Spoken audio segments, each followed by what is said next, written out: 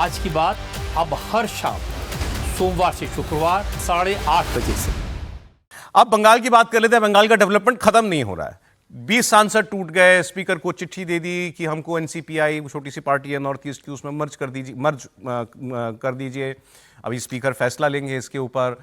और अभी भी बैठकें चल रही हैं। दिल्ली में अभी बैठक फिर से भूपेंद्र यादव जी के घर पर हो रही है। काकोली घोष वहाँ पर मौजूद हैं, बीजेपी के सांसद निशिकांत दुबे अभी वहाँ मौजूद हैं। तो अभी इस वक्त क्या मंथन चल रहा है, इसकी बात भी होगी। देखिए, सवाल यह है कि क्या ममता बनर्जी और कुछ नहीं तो अपनी पार्टी का सिंबल बचा लेंगी क्या? टीएमसी पार्टी नाम और सिंबल क्या ममता जी के पास रह जाएगा या उस पर भी खतरा है, जैसे एनसीपी के हाथ से गया, जैसे शिवसेना के हाथ से गया? अब ये बातें क्यों हो रही हैं? क्योंकि सांसदों ने अलग तरीका अपनाया है मर्जर का किसी और पार्टी के अंदर। और जो इनके बंगाल के विधायक हैं वो ये कह रहे हैं कि ये सांसदों का फैसला है, हमें ऐसा कुछ नहीं करना है। वो कह रहे हैं हम ही टीएमसी है तो हम तो यहीं रहेंगे, हम नहीं जा रहे कहीं और। क्योंकि बातें चल रही थी क्या विधायकों को भी उस पार्टी में मर्ज कर दिया जाएगा एनसीपीआई के अंदर।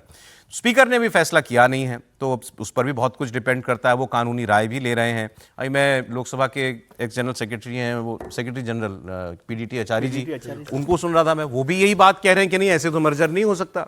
मर्जर का फैसला तो मूल पार्टी करती है। मतलब अगर ममता बनर्जी एज चेयरपर्सन वो तय करें कि हमको कहीं मर्ज होना है, फिर ये सवाल होगा कि भाई ये सांसद और विधायक भी जाएंगे कि नहीं जाएंगे, उससे पहले नहीं।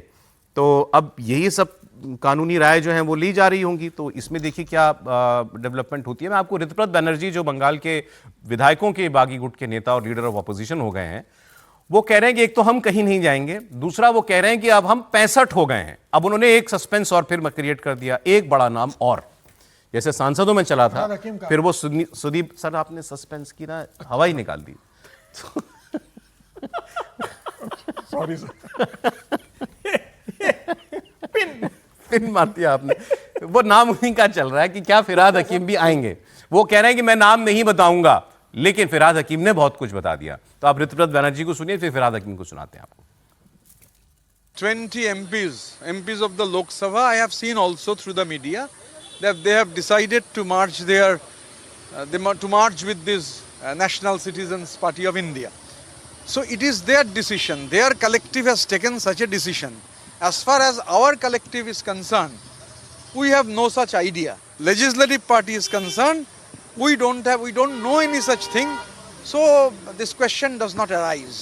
As of now, it's 65. अब 64 तो पहले हो गए थे, ये 65वां कौन है, एक सवाल। और दूसरा, उन्होंने बड़ा क्लियरली मना कर दिया, हम किसी पार्टी में मर्ज नहीं हो रहे हैं, हम टीएमसी हैं। और ये आगे जाकर के पार्टी क्लेम करने की सारी बातें, भूमिकाएं ये लोग बना चुके हैं। अब फिरहाद हकीम जी से सीधा सवाल हुआ कि साहब आप क्या गवर्नमेंट का साथ देंगे? तो उन्होंने कहा ये शुभेंदु जी भी आए, अभी तो डेवलपमेंट की बात कर रहे हैं, तो डेवलपमेंट के मुद्दे पर तो हम पूरी तरीके से उनके साथ हैं। और उनकी सराहना भी की उन्होंने। फिर उन्होंने कहा आगे जाकर के क्या सरकार के साथ ही आप काम करेंगे? तो उन्होंने कहा टाइम विल टेल, वक्त बताएगा। बाकी खबर समीर जी बताएंगे। हम लोग हर समय ये कहते हैं जो पार्टी पॉलिटिक्स से ऊपर लोगों के लिए काम करना है, डेवलपमेंट करना है। वो डेवलपमेंट का बात किए हैं, बहुत अच्छी बात है। अगर हम लोग सब मिलकर डेवलपमेंट के साथ ही रहेंगे तो बंगाल के, कलकत्ता की उन्नति जरूर होगी। आप भी यहाँ पे मेयर थे दादा, बहुत सारी चीज़ें हैं जो कि आप बहुत अनुभव भी है। क्या लगता है कि आप इस नई सरकार के साथ उसके साथ मिलकर शेयर करेंगे? कुछ चीज़ें हैं दादा, मेरे ख्याल से देखा जाए वक्त बोलेगा, मगर हम लोग सब साथ हैं, डेवलपमेंट के साथ 100% है। 20 MPs कल एनसीपीआई पार्टी वो लेके हम बात नहीं करेंगे। तो सांसदों के टूटने पर नहीं बोले कुछ ये, लेकिन कह रहे हैं वक्त बताएगा कि आगे क्या फैसला हम करते हैं। और इनकी कल कुछ मुलाकात भी हुई है, रात को डिनर करा है फिरहाद हकीम ने ऋतुप्रत बनर्जी के साथ। अच्छा। और बहुत अच्छी बातचीत थी डिनर के टेबल पे। और ये तय हो गया कि फिरहाद हकीम अब बागी गुट के साथ है, ये इसमें कोई दो राय नहीं है। और वैसे भी नाम में हाकिम है तो जानते हैं कि कहाँ इलाज बेहतर होगा, दर्द कहाँ है, उसका इलाज कहाँ होगा। तो तय है कि वो चले गए हैं। ममता बनर्जी का एक और मजबूत किरा। और जब उन्होंने इस्तीफा दिया था बिना ममता बनर्जी से पूछे कलकत्ता के मेयर पद से, तभी ये तय कर जाएंगे। और सिर्फ ये अकेले नहीं जा रहे, इनके साथ म्यूनसिपल कॉर्पोरेशन के कम से कम 17 से 18 कॉर्पोरेटर का जो फिरहाद हकीम से जुड़ा हुआ ग्रुप है वह भी साथ में पूरा छोड़ के जा रहा है। तो मुझे लग रहा है कि जो कलकत्ता में ममता बनर्जी का जो दबदबा था फिरहाद हकीम के कारण म्युनिसिपल कॉर्पोरेशन में मुस्लिम वोटर्स में जो एक ममता बनर्जी का प्रभाव था वो पूरा टूटकर अब उसके पास जा रहा है। देखिए वैसे तो अब हैरानी किसी बात पे नहीं होती, लेकिन फिर भी फिरहाद हकीम पे होगी थोड़ी लेकिन हैरानी। एक बड़ी बात ये भी है सर कि आप देखिए विधायक दल का नेता अलग है, लोकसभा में टूटे उनका दल अलग है और दोनों का आपस में कोई तालमेल नहीं है। मतलब ये बता रहा है कि जो पार्टी टूटी है, ऋतुपत बनर्जी कह रहे हैं हम अलग पार्टी, हमारा सांसदों से कोई लेना देना नहीं है, और सांसद कह रहे हैं कि जो विधायक टूटे वो उनका अपना मामला है। मतलब ऐसा नहीं कि एक लीडर है जिसके लोकसभा के सांसद भी उसके साथ है और विधायक भी उसके साथ है। सर ये जुड़े हुए पूरे हैं, बातें अलग अलग कर रहे हैं, ऐसा हो सकता है क्या? बनर्जी उनको अपना नेता कौन है उनका? ऋतुपत बनर्जी तो उनको नेता नहीं मान रहे, वो ऋतुपत बनर्जी को अपना नेता नहीं मान रहे। खिचड़ी का घी है सर, कहीं भी डालिए खिचड़ी में, ज्यादा खिचड़ी में ही है ना घी। आप क्या बीच में डाला, उन्होंने कहा इस कोने में डाला था, ज्यादा तो घी। फिरहाद हकीम जा रहे हैं, फिरहाद हकीम और जो बात कही उस दिन भी हम लोगों ने चर्चा की थी जब फिरहाद हकीम ने इस्तीफा दिया था वहां से मेयर के पद से। और एक बात और कही थी, जब अभिषेक बनर्जी के घर पर वो होने वाला था कार्रवाई, तो वो बाहर आके कहा था कि भाई मैं क्या कर सकता हूँ, इसमें जो कमिश्नर है वो मेरी बात नहीं सुन रहा, इसलिए मैंने वो इस्तीफा दिया। तो फिरहाद हकीम से उसी दिन तय हो गया था कि वो अब ये रास्ता। लेकिन बहुत अच्छा है, देखिए कितना सुहाना है ना लोकतंत्र बंगाल में। सब पार्टी पॉलिटिक्स से ऊपर उठ गए, सब पार्टी पॉलिटिक्स से ऊपर उठ गए, बंगाल के विकास की बात कर रहे हैं। सबका साथ सबका विकास। नहीं, लेकिन ये ऐसे नगीने हैं, ये ऐसे नगीने हैं जिनकी चमक कभी आंखों पर नुकसान को भी पहुंचा सकती है बीजेपी के। फिरहाद हकीम के पुराने बयान निकाले जाएंगे, जैसे शावनी घोष के निकाले गए। सर ये जमाना ही चला गया। वो क्या नाम है उस बेचारे, वो घूमता रहता है अब आजकल हाफ पैंट में घूम रहा है। जहांगीर खान का, जहांगीर का क्या दोष है? नहीं वो भी कौन सा उसने खेत काट लिया है भारतीय जनता पार्टी का? वही कुकर्म, वही धतकर्म वो भी कर रहा था जो फिरहाद हकीम कर रहा था, वही तो कर रहा था ना।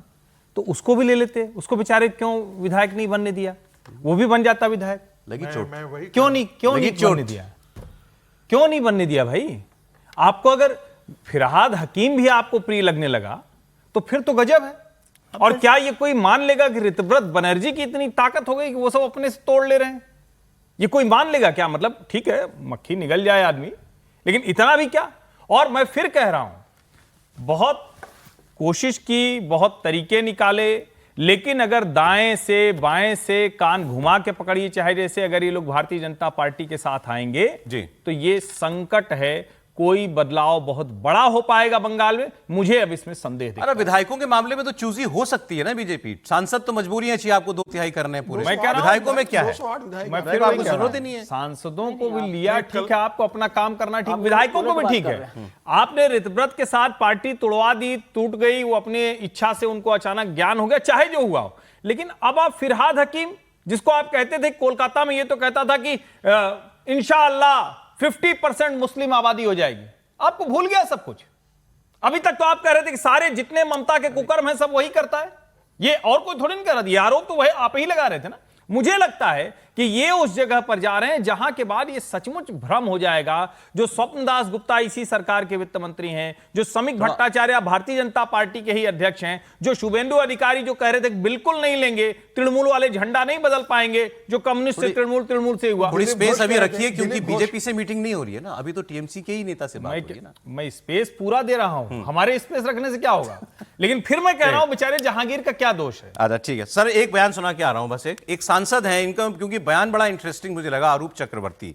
पहले तो उन्होंने कहा कि अच्छा ये हैं 20 वाली लिस्ट में है, ममता जी के साथ नहीं है, ये इनकी बात औरों से अलग है। अभी तक आपने हर किसी को कहते सुना होगा ममता जी हमारी लीडर, ममता जी हमारी, ये भी बोल रहे हैं ममता जी हमारी लीडर, लेकिन ये कह रहे हैं कि ममता जी को हम नेता मानते हैं, लेकिन पार्टी अब ममता जी के पास नहीं रह गई।